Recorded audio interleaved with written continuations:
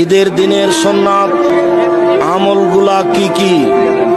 ঈদের নামাজের জন্য মাইকে ডাকা যাবে কি? ঈদের নামাজের জন্য মাইকে ডাকা বিদআত, হারাম। রোজা ঈদে খেয়ে বের হবে, আর কুরবানির ঈদে না খেয়ে বের হবে, এসে খাবে। তাসবিহ পড়তে পড়তে ঈদের মাঠে যাবে, রাস্তা পরিবর্তন করে বাড়ি আসবে, বাড়িতে এসে কুরবানির ঈদে খাবে। গোশত খাওয়া জরুরি নয়।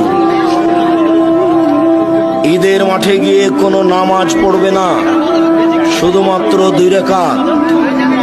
ঈদের সালাতের পূর্বে কোনো বক্তব্য চলবে না, সালাতের পরে শুধু ইমাম বক্তব্য দিবেন।